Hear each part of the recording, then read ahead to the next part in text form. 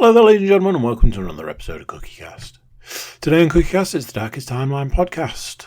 So you've got me for the day, evening, morning, afternoon, any other times of the day. It's just me talking nonsense. There is the running. The running's back.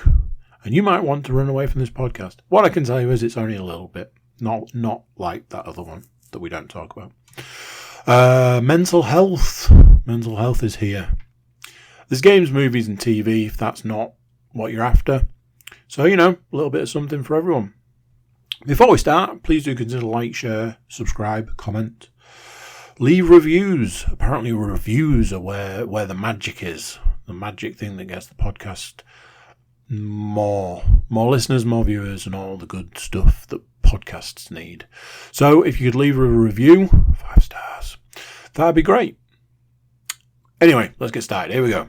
This is CookieCast, the Darkest Timeline.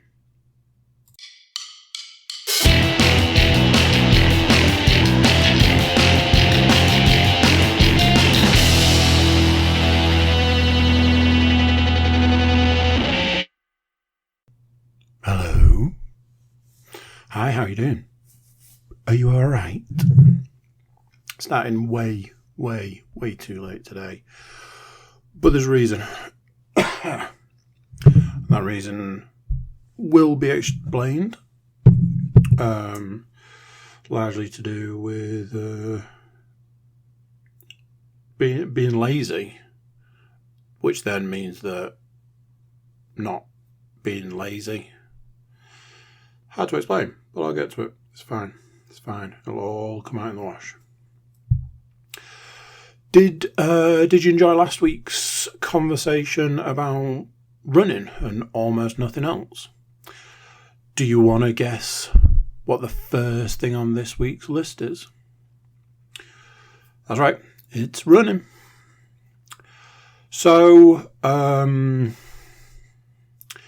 been trying a new running style. I don't know if I've already mentioned this. Might have already mentioned this. There was the left leg thing. So after just a brief recap, after having the fall, the trip, whatever we're calling it, after that incident, there was this weird realization that there was a possibility that I wasn't engaging my left leg properly, wasn't using my left leg properly, however you want to slice it.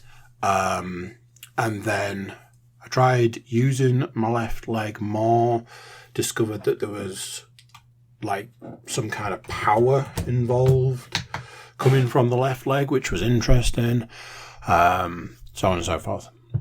So I've been trying to incorporate various different things in what I'm referring to as a new running style. So, pros and cons. I think it's probably good to be using, both legs. I understand that it's a strange concept, not using one of your two legs to run. It's obviously strange to me, because I wasn't really doing it. So, trying to pick the feet up more, trying to make sure I'm engaging the left leg. Ups and downs, really. Ups and downs, pros and cons. In every part of my brain says, it's surely going to be harder. It's surely going to make everything harder. Going to be more tired. You're using more energy. You're going to be getting gassed a lot quicker, burn through all of your energy reserves, all this sort of stuff. So then it would stand to reason that it would be a weird thing if then you're like, why does it seem easier? Why does it seem like less effort? Is that even a thing? Is that even possible? Is it purely from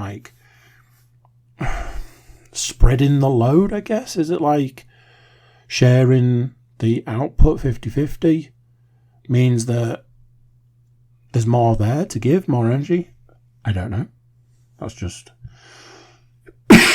something that I've wondered about. There's been points where I've been doing this new running style, where I found I can go faster with less energy. I found like it's almost like I'm like, oh, if I run normally, I'm dragging my feet, I'm dragging my ass, I'm just dragging along, just like, God. But if I try, engage both legs, pick up the feet, really pretend to be an actual runner, it's like, oh, I can go a little bit quicker. Oh, it feels a little bit easier, so I can put a bit more effort in and a bit more energy. And it's so weird. Weirdest thing is, it takes me about 3 miles at this point to actually get it all engaged, get it all in the right place, which does mean that the first 3 miles of a run are the absolute worst. Years ago, I used to say, oh, that first mile is awful. And then once you get through that first mile, you settle into your stride, you settle into your pace, settle into your speed, and you just steady away at that point. It's all dialed in. Unfortunately now, I don't know whether it's an age thing or what, but it is the first 3 miles are, oh God, I don't want to do this. Oh man, I don't want to, oh God, oh, dragging. Then after 3 miles, you're like, yeah, okay, we're there, we're getting it, we're getting into the stride, everything's fine. Couple of issues though, a couple of cons. And they are very much is it worth it? So, something that I have noticed a lot is I'm obviously engaging my legs more, which means I'm engaging my muscles more. Yes, I did use the word muscles. The pain I feel, the pain after a long run, the muscle ache, the not being able to walk up and down stairs, it's really bad.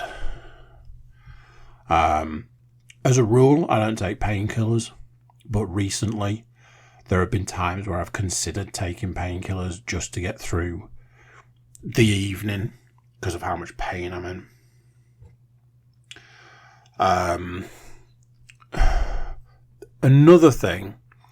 Another con maybe, I don't know how I feel about it. Heavier breathing. Increased breathing, heavier breathing.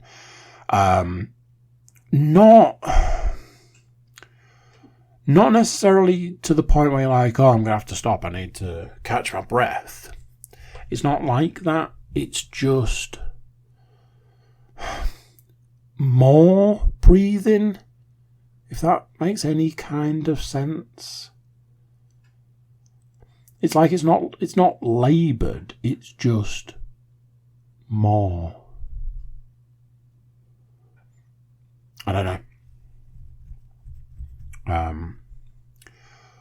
So, plus side, it's interesting. It's something new to try. It's something to investigate. Something to trial and error and all this sort of stuff. I'll come to the other side of it in a bit.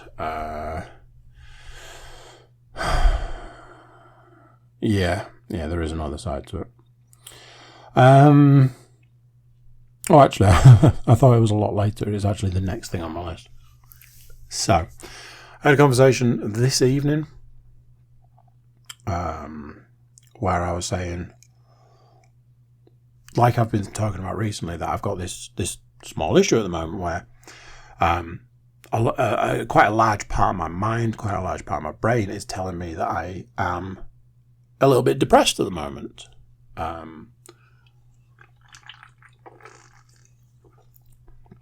Sorry if you can hear me drinking from a can.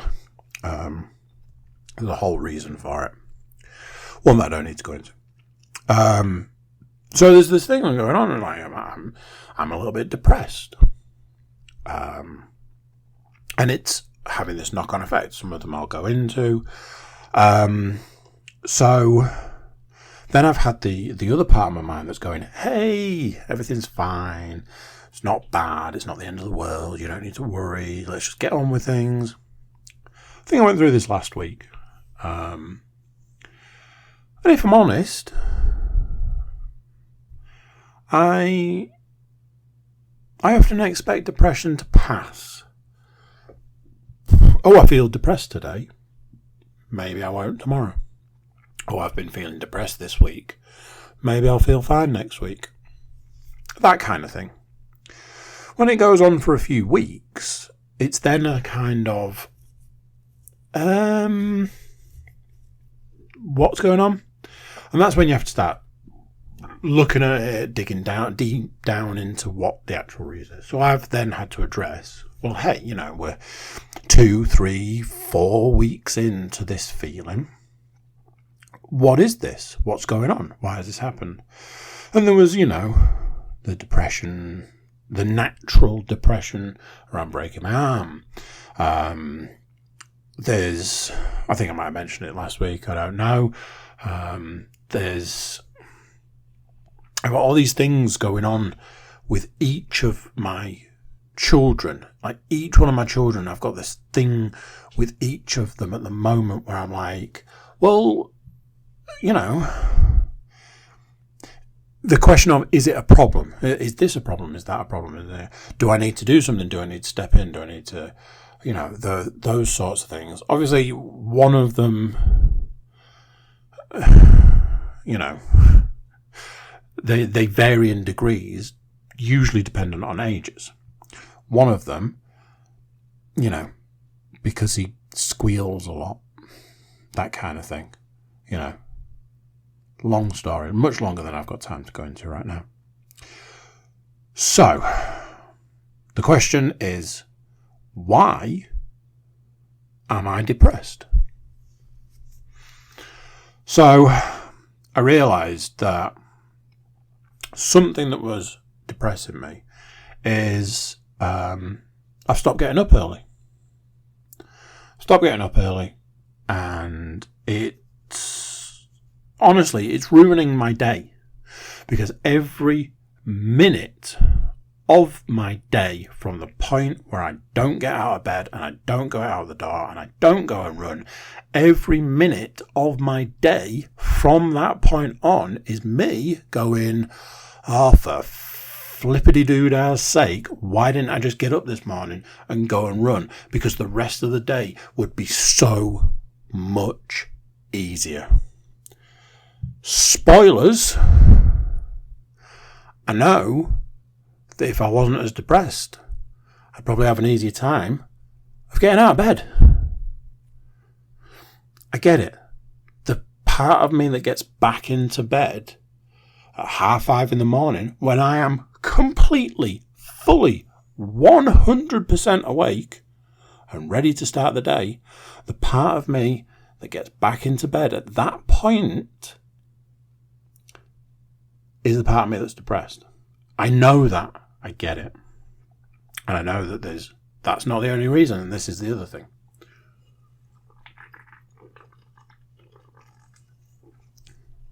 So we've got that going on. The day's ruined before it's even started. And coming back to this, something I've realised recently, something I've missed through my entire life, something I've missed all this time, is apparently I was designed to get up early. Who knew that? Apparently, at 5:30 in the morning, I'm ready to go. Obviously not ready enough to stay out of bed and go run, but that's a different issue. Anyway, so I've taken the not getting up and I've put that over in like a little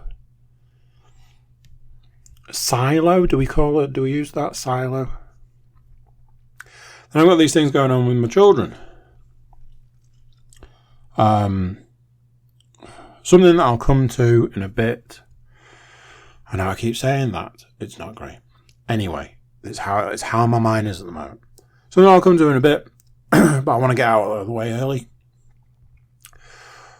I'm a person that gets excited, that likes being excited. I like things to look forward to, and my life is a lot around, even something small is something you can look forward to. At this point in time, I've got stuff in my life that I'm looking forward to. I've got, there's like, it might sound silly to some people, but there's a stand-up special coming out in 8 days. I'm looking forward to that. I'm excited for that. When I think about it, I get a little, ooh, that's exciting. I've got a birthday to celebrate this month. Ooh, that's exciting. Birthday party. Not for me. Just something that's going on. Ooh, that's exciting. Things like that. That is me. That is my life. I like even just small things to be excited about. Honestly, Amazon had made a lot of money out of that. Let's put it that way. One of the things I get excited about is spending time with my children. My day often starts with, oh my word, what day is it today? Is it the weekend? Can we go and have fun yet? Can we do this? Can we do that? Is it, I have to assess which day it is. No, it's not today. Okay, well, let's just get on with the day. Oh, but it's nearly the weekend. That is my life. What's then impacting on that is when I finally get to the weekend, I finally get the opportunity to spend time with my children, and it's not all it's cracked up to be. And I don't know if you can imagine, if you can put yourself in that position, or if you experience something similar, where when you've been so excited about something, when you've been so looking forward to something, when you've been so, when you've been planning and, oh, we're going to do this, we're going to do that, I'm going to do the other, and it's going to be great. And then it isn't. It's soul crushing. It really is. It's like a kick in the nuts of your soul. So I've got that going on at the moment, and I need to pick that up and put that in another little silo. So that's two things. Something that I'm unfortunately, fortunately, whatever, something that I will have to put in with very little detail is I'm very depressed about work. The shortest version is that work is depressing me right now. Part of me has been trying to work out how long that's been for, and another part of me is trying to work out how long that's going to go on for. And I'm afraid that the answer to both of those questions are the same answer. So that's got its own little silo. It's a silly thing, but it is a thing. I can't work out at the moment. I think we can all agree that is a reasonable thing to say. I'm unhappy, or I'm sad, or maybe even a little depressed. I can't work out at the moment. So I've got that. So you take all these tiny little things and you put them all together, and those things do then go into adding up to being in this state of, well, if it's not this, it's that, and if it's not that, then it's something else, and if it's not something else, it's the other. So pretty much all the time, there's these tiny little bits of kicking me in the spiritual gonads. And me going, yeah, but it's fine. And I don't know if the yeah, but it's fine is making it worse.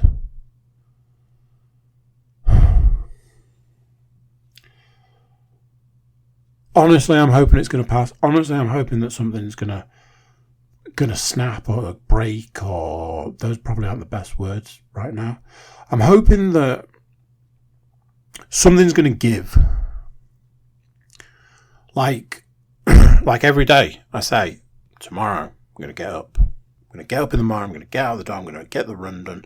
I'm going to get back. I'm going to get the dog out. And by the time I get back and get ready to start work, I'll be in a better place mentally, and the day will go smooth, swimmingly. And that'll be that. I'll have broken the back of it and we'll be done with this.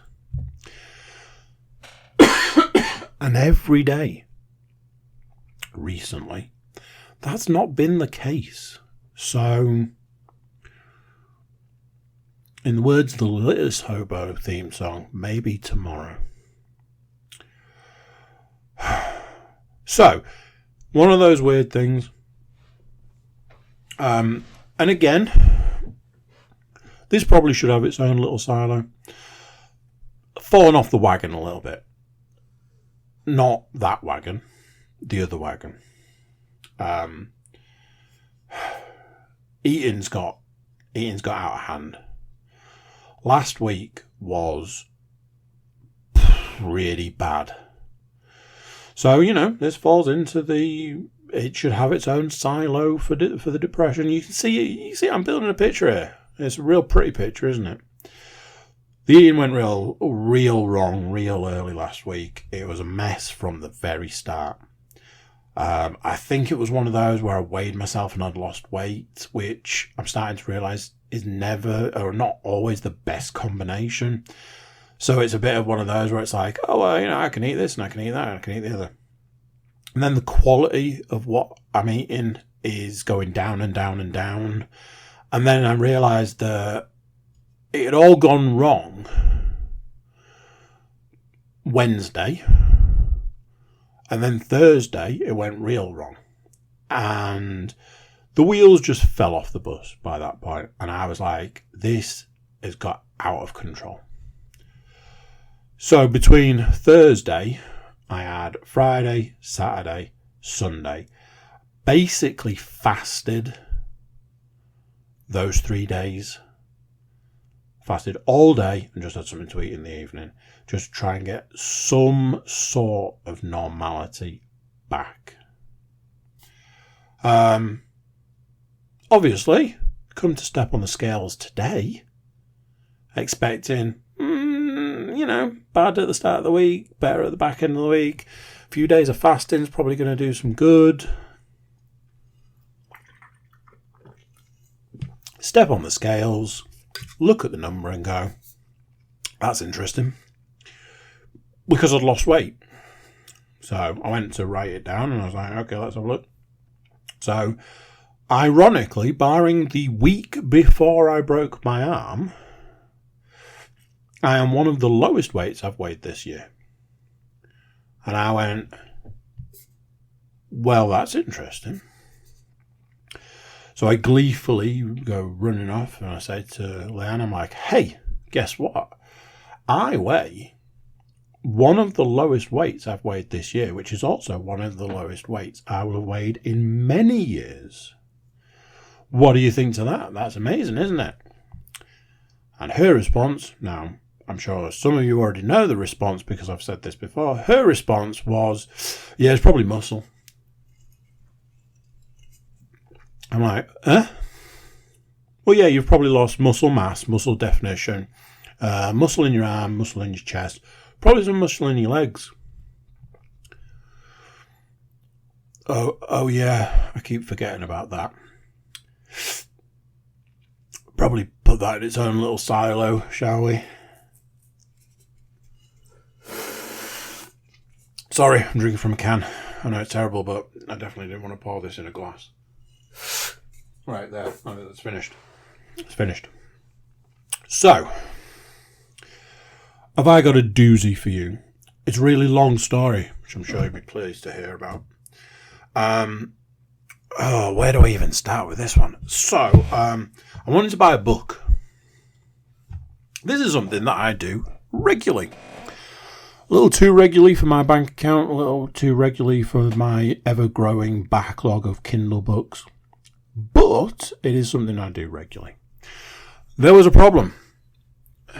The problem is that the book was way outside the realms of what I would be prepared to pay for a Kindle book. If you want £7 for a Kindle book, you are shit out of luck. unless it's the day it was released, it's book 10 of 10, and I've just read all 9 of them, like, up to a week ago. Then there is a possibility you'll get £7 out of me. But if I'm honest, I've got that many books to read, I'd probably just wait. And frequently do. However, I've been waiting on this book to come down in price for ages. And guess what? It's not £7. So, I wait and I wait and I wait and I wait. And then I have a realisation. And the realisation is, do you know something? I don't think this book's coming down in price. There's another problem. Something I've been doing recently for a certain selection of books. And this is not the best, I appreciate. So what I've been doing recently is buying a book on the Kindle. And at the same time, buying the audiobook of the same book. Now I know what you're thinking. Why would you do that? There's method in the madness. Number 1, you can't listen to the audiobook of the book until you've read the book. It's a little bit of an incentive there. These are my rules. These aren't Kindle, Audible, Amazon's rules. These are my rules. You can't listen to the audiobook until you've read the book. It's an incentive to make you read the book.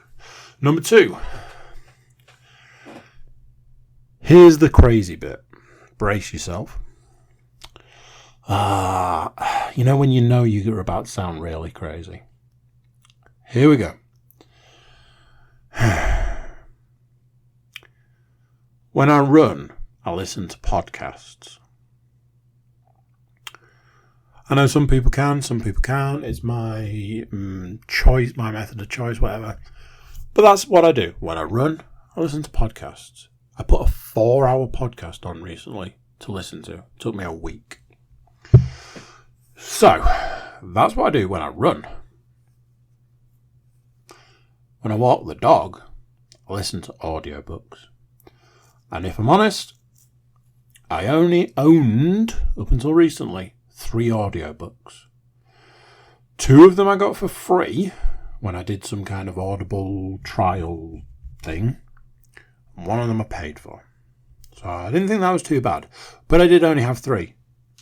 That was fine because I only needed 3 because I listened to 2 of them pretty much on repeat. I listened to one, then I listened to the other, then I listened to one, then I listened to the other. No matter how good a book is, no matter how invested you are or how much you're into that subject or whatever, listening to the same 2 books pretty much over and over again, and then going, do you know what, I've listened to these books over and over again, so I'm going to have to listen to the 3rd book. So you do that, but you get through it in a few days. You're like, oh man, I'm back here. Right, here's what I'm going to do. I'm going to buy that book. I'm going to buy the Audible version, which now puts us in the £20 region. That way, I'm doubly, triply, whatever, spurred on to read this book. Now, bear in mind, I don't need any inspiration to read this book. This is a book I've been after for a while. And I'm not going to lie. It's possibly one of the most readable books. It's... For want of a better way of putting it, I feel like it's been made for... How do I word this? How do I put it? I think it's aimed at an audience that might be considered to be not your standard readers. Should we go with that?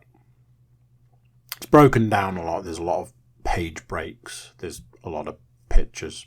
Let's go with that. One of the main subjects in this book, and this is where we get into the crazy stuff. The main subject in this book is hunting. And what I mean by that is what you think I mean by that. It's hunting. Not with a gun, but with a bow and arrow. It's bow hunting. But ultimately, it is hunting.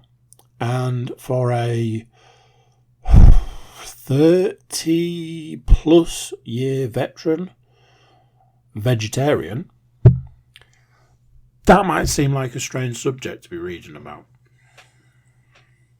Now, what I will say is that the bow hunting side of things isn't what interests me. The book is a lot about bow hunting, but it's also got like a byproduct, and the byproduct is running and working out. That's the bit I'm interested in. But when you get 100 pages into a 300-page book that for 100 pages has been talking about hunting with a bow, with a gun, just the sheer whatever of hunting, it does make you a little bit curious. So, in the last week, I have watched more hunting videos, and I started watching a hunting program, which admittedly I had to stop watching because as a program, it was way too graphic. They showed you every bit of that hunt. So, honestly, even as a vegetarian, it intrigues me. It really does. I like everything right up to the point where they let that arrow fly. Everything up to that point, I am fascinated by. The wind, the silence, the creeping through the grass or the woods or forests or whatever. The mental endurance, the physical endurance, the sitting. Part of one of these programs was like guys sitting in a tree for 4 hours. You'd go a bit loopy, wouldn't you? But it all fascinates me. It all fascinates me right up until the point that they kill an animal. And I'm like, yeah, you ruined it. But I've watched more hunting videos in the last week than I've ever seen in my entire life. And it's something different. So, meh. Like I say, I did have to bail on the program. The program was way too graphic. Like, just way too graphic for me. I was like, I didn't need to see that. And a couple of the videos I've watched, like a couple of videos I watched on YouTube, I'm like, that was too much for me. I didn't need to see that. Book's good though. I'm going to say something that is not going to be a popular opinion. It's not like me. Anyway. I've written it down wrong because I don't agree with what I've written down. However, there is some truth to it. Sunday is very quickly becoming my least favourite day. Why, I hear you ask? Because the last couple, maybe more, Sundays that I've experienced have been proper dog shit.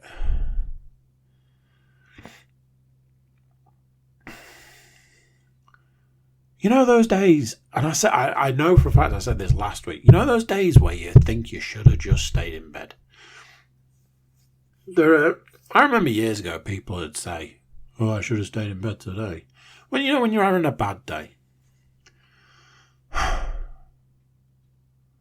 I honestly think that there is some part of me that is cursed. I was putting something in the boot of the car yesterday.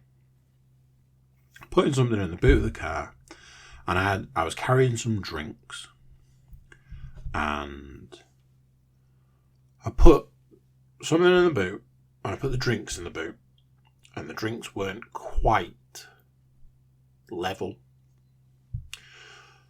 So the drinks fell over, and I dumped half a drink into the boot of the car.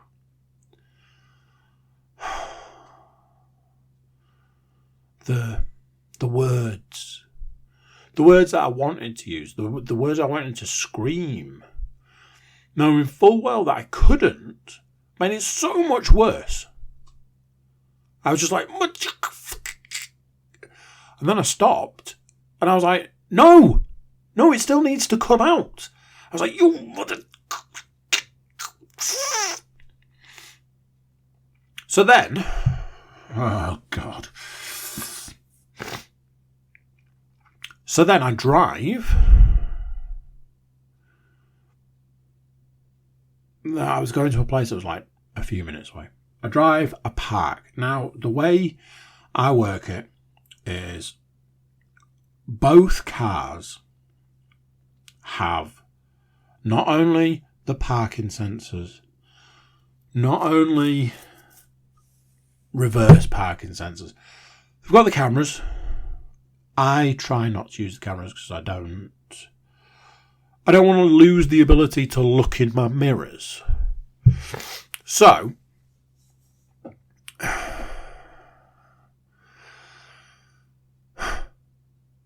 I always reverse park where possible. Always reverse park where possible. So I did a reverse park. And I've learned one of the cars you get two pips. And that's perfectly fine. 2 pips, plenty of room to get round the back of the car. If you need to be in the boot, you can be in the boot. 2 pips. On the other car, it's 3 pips. And what's crucial about 3 pips is the exact amount of distance required to be able to open the automatic boot. Now, in my head, I just heard somebody listen to this and go, ooh, 2 cars and an automatic boot. Yeah. So, I reversed into a space. I get my 3 pips. I get out of the car. I go to the back. I press the button to open the boot. And the boot opens into the wall behind the car. And I go, well, yeah. Of course that's going to happen, because every single time I have reversed that car, I have reversed to 3 pips. And every single time I've reversed that car, the 3 pips is enough. But today, having dumped a drink in the back of the car, no, 3 pips, too many. You need 2 pips, sir. Honestly, by that point, I was like, you know what? You can just do one. And I came away from it going, Sunday is apparently the suckiest day of the week. What sort of a life is that, where you reach a point in time where you go, Sunday sucks?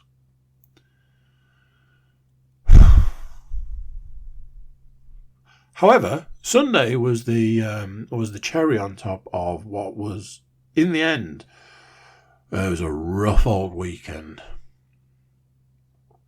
Like I mentioned before, I'm going through some stuff with each of my children. Now, I feel that it is one of those things that my nearly 9-month-old probably doesn't feature in that. However, as I said before, it doesn't mean that he gets away with it scot-free. He's got some stuff going on. I am convinced that I will have no hearing left. But that's a whole other story. So,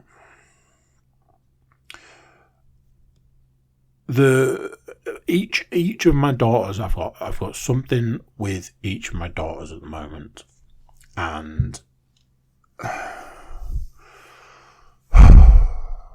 you know when you've got that thing where you're like, I know I need to do something. I know I need to say something. But you can't work out if it's the right thing to do. And the last thing you want to do is make any situation worse. So, I had that whole thing like Saturday sucked. So then coming into Sunday, my eldest had a dance workshop to go to. And it was one of those where right up until the last minute, I didn't know who was going. Because every 2 minutes, my other daughters just kept changing their minds. I'm going. Are you going? Because I'm going. I'm not going, I'm staying here. Okay, well, I'm going. Actually, do you know what? I'm going to stay here. Oh, well, if you're staying here, I'm going then. That was like that for 2 days. And then right at the very end, everybody's going. Like, okay. My daughter had a dance workshop, took her to a dance workshop, dropped her off, went to get coffee and donuts, came back, went to watch the dance performance. Honestly, was absolutely blown away by the amount that they'd learned in an hour and a half, and the execution, absolutely top notch. Jump in the car. Obviously, I had to move the car so we could put stuff in the boot. Big thumbs up there. And drive home. And ultimately, that was the weekend. In the words of Hades from the film Hercules, that gets 2 thumbs way up. Finally, I'd like to leave you with this. But I need to put a disclaimer. What I am about to say next is not everybody's cup of tea. I am not condoning what I am about to say. What I am about to say is for me and for me alone. I am not speaking to you. I am telling you something about me that is going on.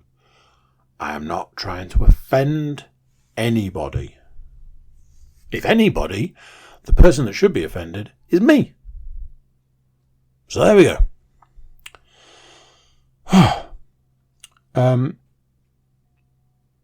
2, if not 3, of my children have started fat shaming me.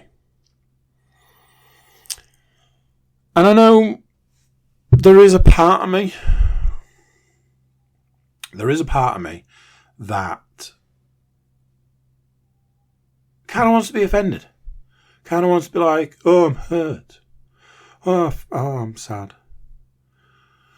Oh, no. One of my daughters is doing it inadvertently. I don't think this. I could be completely wrong. I don't think she's going out of her way to fat shame me. I don't know if she realizes that she's fat shaming me, and I know for a fact that it's not 100% her own workings, shall we say? But that is what she's doing. My other daughter is absolutely owning that shit. And here's the kicker, ladies and gentlemen, boys and girls. I absolutely love it. Here's the bit that people won't maybe like so much.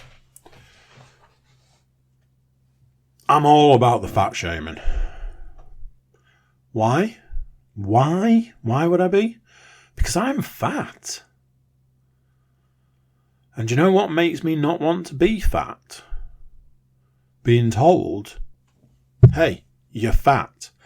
I can tell you every single instance where my weight has been highlighted to me by people I know.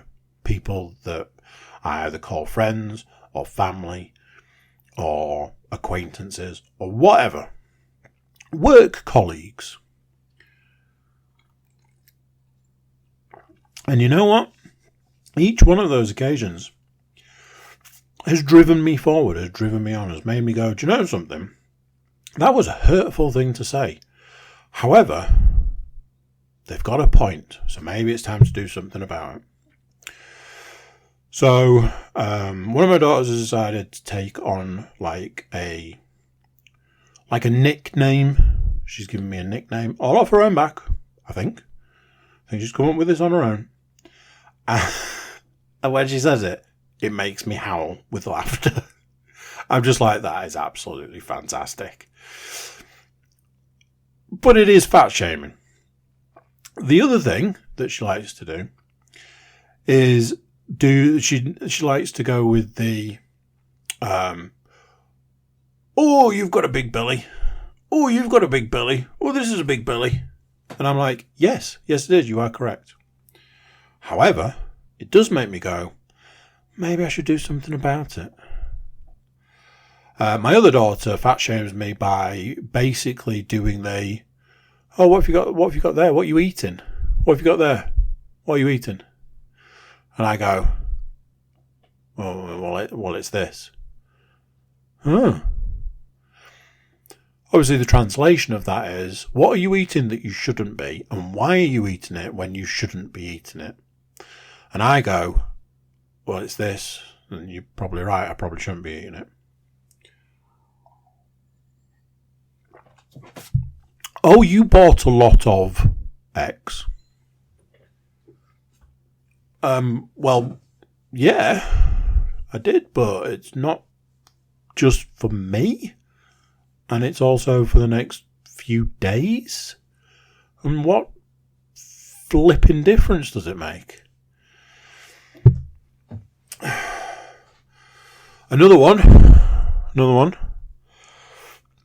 Have you had anything to eat today? No. I mean, I've had a coffee.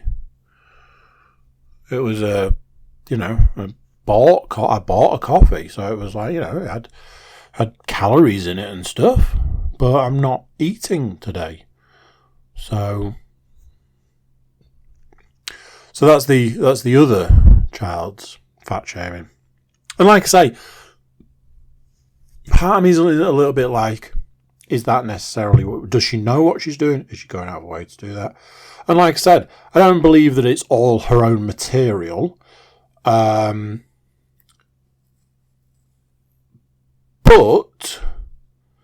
there is that part of me that loves it. So, I've just realised that the computer has done that thing where it closes something that I need. Annoying.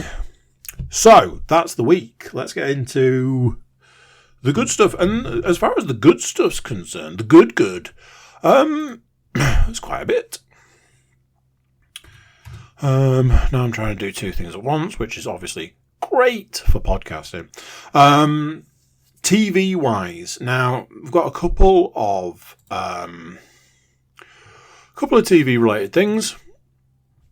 One is TV, but I'm not going to go into it. I'm not going to go through it. I finished season 3 of The League.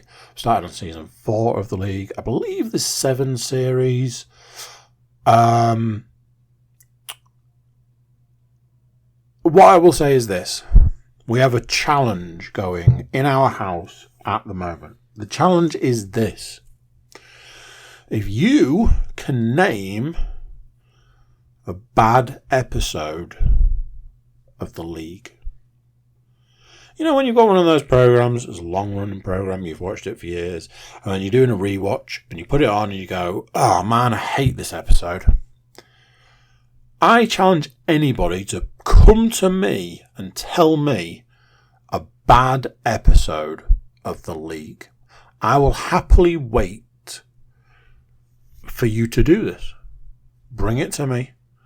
And if I agree, I will happily hold my hands up and say, you know what? You're right. That episode is not good. It makes me laugh. I've started series 4. Possibly only 2 or 3 episodes in. But still, at time of recording, there has not been a bad episode.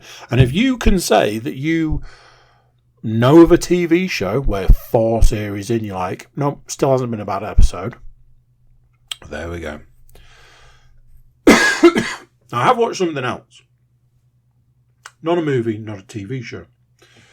It was a stand-up special. And yes, ladies and gentlemen, you guessed it. I'm going to talk about what is apparently a really controversial stand-up special. When you get this, in 3 weeks' time, when you get this, it'll be old news. So that's the angle I'm coming at it from. So here we go. I watched Chris Rock's Selective Outrage. Now then, a few things about Chris Rock. I'm not going to tell you anything you don't know about Chris Rock. A few things about Chris Rock is, didn't stay up and watch it live because it was on at 3 o'clock in the morning and I had a lot of stuff to do on Sunday. I'd love to, but I didn't. There's that. The next thing, I'm going to hold my hands up and say this. I did not like, appreciate, enjoy, find it overly funny Chris Rock's previous stand-up special. I felt that it felt very much like somebody who's been out of the game for a long time and was trying to get back into the game, and it probably didn't require a stand-up special at that point in time. Makes me feel one of those things that it makes me go, I'm really glad that I didn't get to see him on that tour, because I'd have been really disappointed. However, over the years, I was a huge Chris Rock fan. That's no surprise, because, let's face it, a lot of people were big Chris Rock fans because Chris Rock was huge throughout the years. Obviously, he got out of the stand-up game and went into the films, and that's fine. It's great. He was good in films. One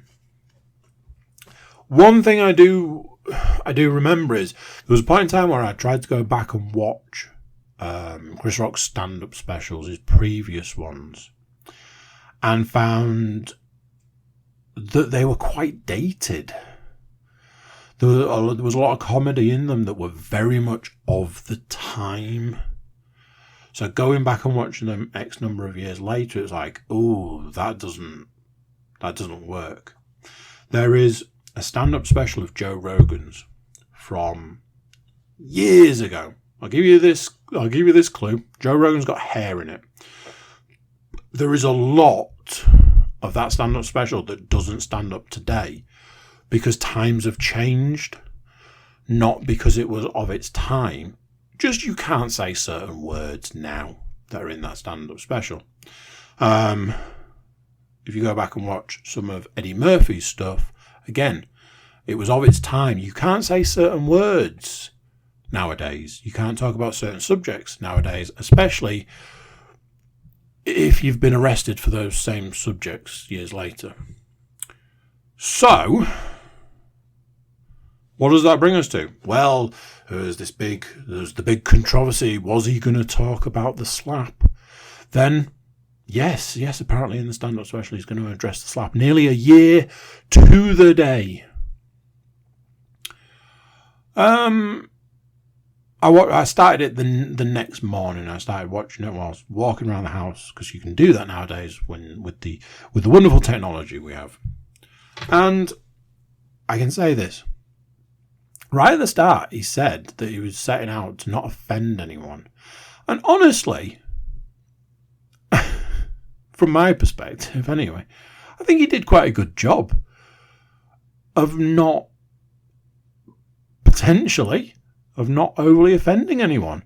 I don't know if anybody was going to take that stand-up special and be like, this is the bit that offended me.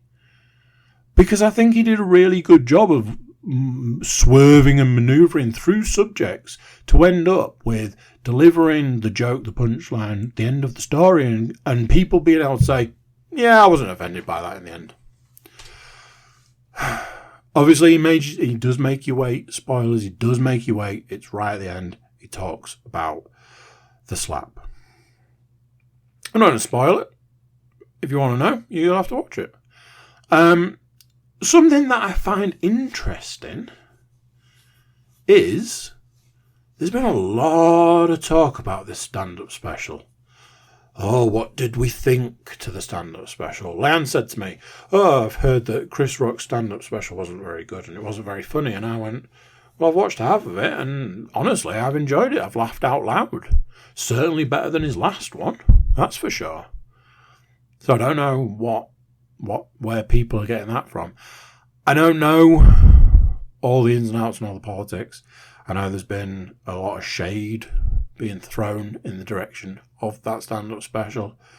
I'm not entirely sure I understand why. I enjoyed it. I laughed. I thought it was funny. Honestly, when it ended, I nearly put it on again. There was a part of me that felt like I wanted to absorb it again. I was a little bit like, Yeah, I could watch that again. There's another part of me that thinks, yeah, if you don't watch it again soon, you might never watch it again. Certainly not going on my list of top stand-up specials I've seen. It will go on my list of stand-up specials I have seen. Talking about things I've seen, let's talk some movies. And for what could be the first time ever? Could be the first time ever. Maybe. I don't know. I don't even think it matters. I watched 3 films in the last week, and all 3 of them are new films to me. Let's talk about the film 13 Hours. I think it has a longer title.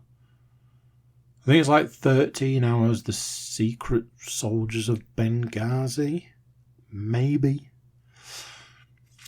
Up until the point I put it on, I never realised that it was a film that was made by Michael Bay. Michael Bay is inconsistent, I would say. Because Michael Bay is the man that made Transformer movies. Man that makes Turtle movies. Michael Bay Baba Boom would be the saying. However, Michael Bay made one of my favourite films. And you know what? I'm just going to leave that there. So, never realised that it was a Michael Bay film until just before I put it on, and I went, okay, that's not exactly what I was expecting. I don't know what should I tell you what it's about without any spoilers? I might have to let me see if I can get a synopsis that's not a spoiler. 13 Hours. Yes, 13 Hours, The Secret Soldiers of Benghazi. Always trust IMDb.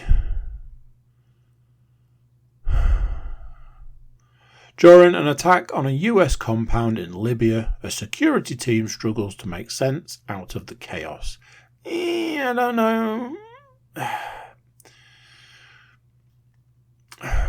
The tagline of the movie would appear to be, when everything went wrong, 6 men had the courage to do what was right. Yeah, okay. Anyway, let's get to talking about this movie. This movie is based on a true story. Michael Bay has had some stuff that have said based on a true story. A particular film that says halfway through, 2/3 of the way through, let's not forget, this is based on a true story. Honestly, the only thing that I really have to say about this film is I honestly do not know why this film got made. There must be millions of true stories out there in the world that could have trumped this one to be made by anyone. It started out fine. It started out, it's like, there's like these 2 American bases that are left in Libya.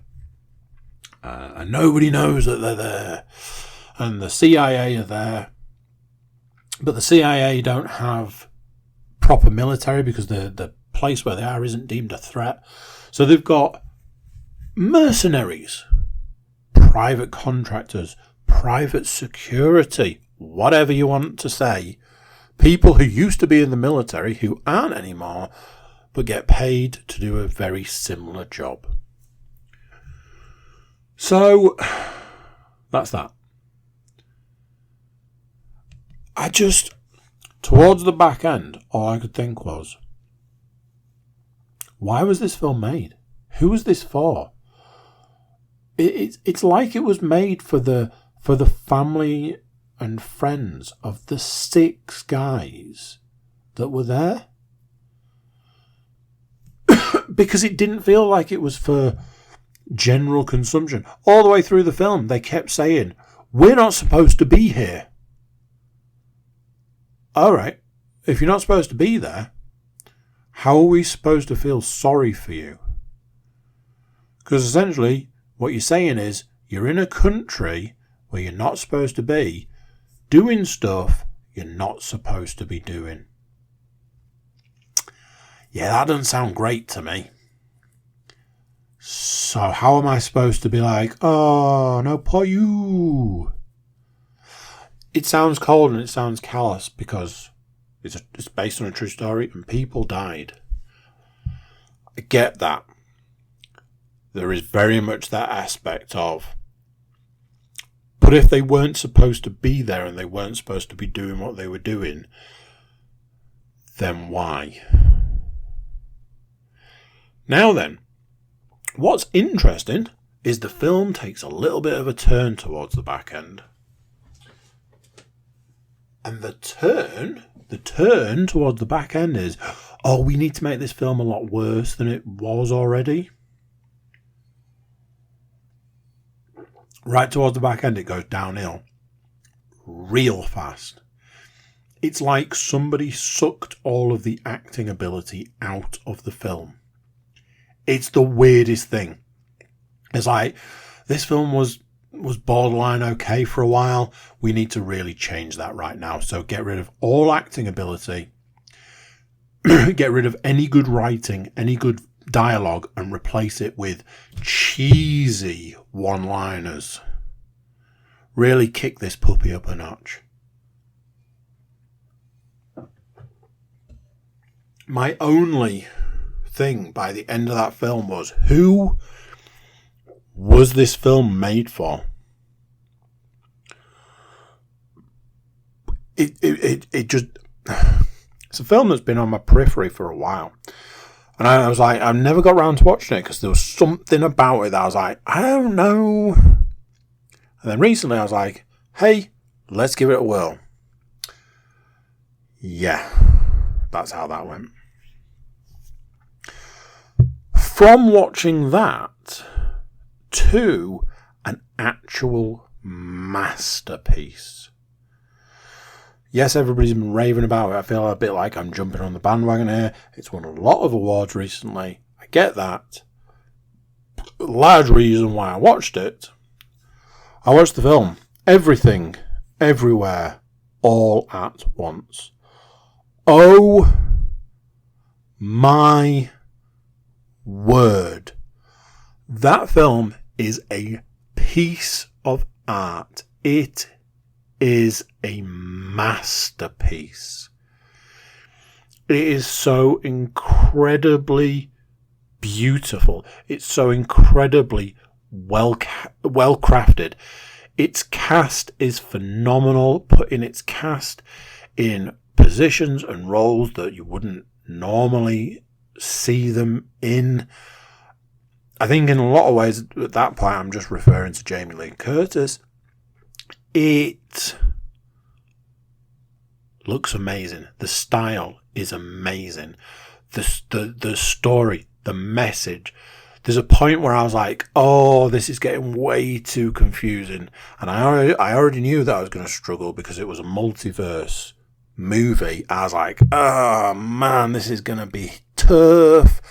And there was a point where it was tough. And I was like, I am about to lose the thread here. And then the movie's going to stop having relevance to me. And I'm going to struggle. That didn't happen. I locked in. And I rode the wave to the end. And it was a ride. Every single thing that has been said about this film is true. It is amazing.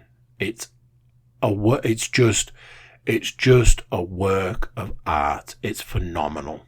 If you haven't seen it, make it the number one film that you are going to watch next. Scrap anything else. Watch it. It's available on Prime for free. The best money you'll have ever spent right there. Honestly, just amazing. A film that's got like a serious message, but just adds just the right amount of humour. Mostly with sausage fingers. There was a point where there was a rock that had googly eyes and I was crying. So, unpack that one. I don't want to say too much about it other than it deserves every single award it gets and all the others as well. Awesome. There's a girl in it and her costumes are just amazing. She was wearing a jacket at one point. I was like, oh my God, that jacket's amazing. I really wish I could get that jacket for one of my children. Right, I need help. There's a subject that's been going round and round and round. I still don't have an answer and I need someone to help me answer a question. I watched the film and I'm not proud about watching this film, apart from the fact that when I watched it, I went, what is the subject of a movie that you look at and you go, it's Saturday night, I need to put a movie on because I watch a movie on a Saturday night, so I need to put a movie on. But I don't want to have to think about it because I've had a shit day. And I don't want to have to concentrate on it too much because I've had a shit day. I want to sit down, I want to eat a cheap meal, I want to put a movie on that's just there and is just the right amount of entertaining for me to not be miserable. Now, in my world, it's an action movie. It's got to be an action movie. You got to have that, you're just about drooling. The closest I've ever come to is the word schlock. And I borrow that from somebody who's been on a few podcasts before. But I think I've added to it. I think I'm going with harmless schlock. Here we go. I'm going to tell you the film. I'll apologise. But hey. I watched the film Snake Eyes. Okay? We've all got over it. We've all absorbed that. Here's why. I'm flicking through... I think it was Amazon Prime. I'm flicking through Amazon Prime. And it was there. And I was like, do you know something? I know nothing about that film. I know it's like a G.I. Joe origin. And I remember it coming out. I remember it being released. And I heard nothing about it. I heard no good reviews. I heard no bad reviews. I heard no reviews. How is that possible in this day and age? How is it possible to hear no reviews about a movie? That's strange. So nowadays, Amazon have started doing that thing that Netflix do where they give you a little bit of a trailer. The trailer came on and I was like, I mean, I've seen the 2 other G.I. Joe movies. And you know something? I have seen them more than once. There, I said it. They're exactly the sort of thing I'm talking about. Fast and the Furious, any of the Fast and the Furious films, you put one of them on a Saturday night, you are set. That's the sort of thing I'm talking about. So, Saturday night rolls round, and I'm like, I need a movie and I need one fast. Do you know what? I'm just going to put Snake Eyes on, and if it's rubbish, I'll turn it off. How about that as an idea? I put it on, and I expected that by the time I'd finished eating, I'd be turning it off and go and finding something else to do. I was surprised to say that wasn't what happened. So, here's how it breaks down. It wasn't the best film in the world. It wasn't the worst film in the world. In fact, I can say this. A while ago, I think I paid money to rent the latest Mortal Kombat. I watched it, I got to the end, I went, that film was a real mix. Because some of it was okay, but some of it wasn't.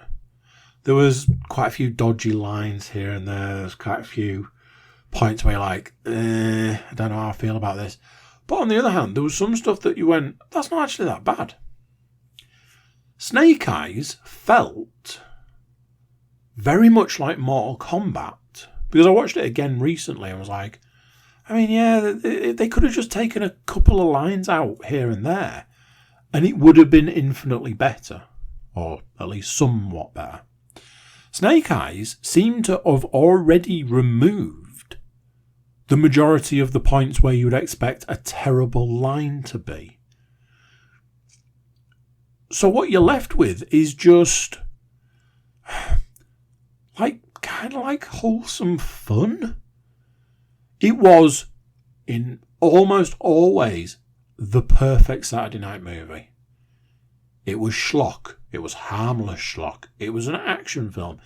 It had guns and fighting and magic powers. So sue me if that's the sort of thing I want to sit down and watch on a Saturday night. I don't know what to tell you. What I will say is this.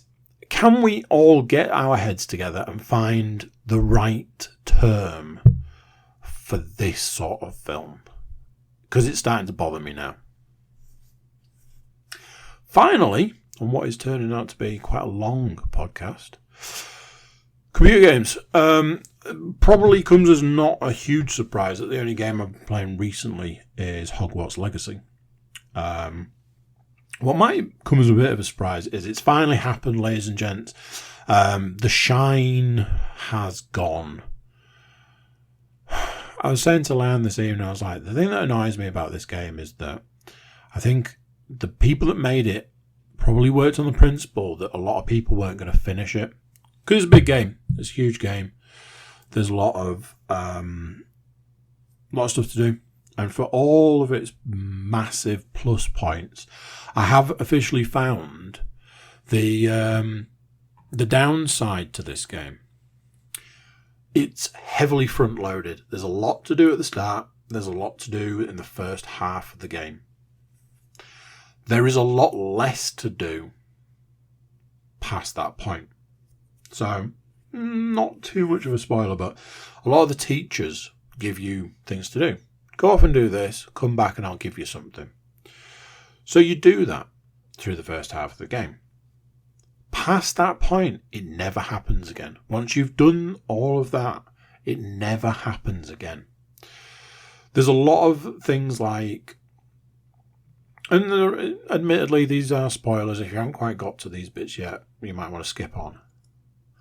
There are things like, something both me and Leanne have spoken about is that you don't get, your spells don't get upgraded, even though enemies in the game get stronger and harder and tougher and whatever. There's a lot of, once you reach a certain point, there's no more progression. The majority of the items I pick up are worse than what I've got. Things like that. I've got a ridiculous amount of money, nothing to spend on. Whereas at the start of the game, a quarter of the way through, halfway through, you're literally scrabbling around for money. You're checking down the back of the sofa for money. There's a real disconnect between what I'm saying at the moment is the first half and the back half. The back half does feel quite empty, to the point that I spend my time going around and finding stuff to do. Because I just don't want to blast through the main story and be done with it. Yes, there is an element that I just don't want to finish it just yet. But I do feel like this game was made for an audience that the people that made it knew weren't going to finish it. Which feels weird. It's like, hey, we know you're not going to finish this, so we're going to put everything at the start. So you rave about how great it is, and we get more sales off the back of that. Yet, realistically, we know that there's not that much at the back end. Is that a thing? Is that a business model?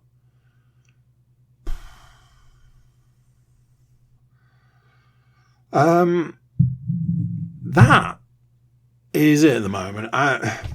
There is a big part of me that wants to step away from Hogwarts to kind of... I feel like I need a sorbet, a game sorbet.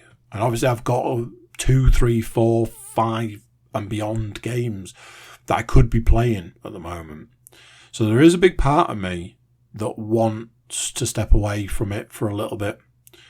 So what I'll say is check in back next week and see what game I'm playing. There we go. That's it. Turned out to be a long one. Who knew? I'll catch you next time. So there you go. What do you think to that? Another one done. Another week gone. Another week of listening to me droning on. Maybe you like that. Maybe that's why you keep coming back. If you keep coming back, but you're not a subscriber, it's time to change that. Click that subscribe button. Click the like button. Leave us a review. Tell us how much you love this podcast. Give it 5 stars. Get this podcast shared around. You can check out our website. It's thecookiecast.com. There we've got some social media links and an email button, which means you can get in touch with us however you want to get in touch with us. That's it for this one. Until next time, I'm going to say bye, and I'll see you then. This has been another episode of CookieCast. If you enjoyed this episode, please like, share and subscribe.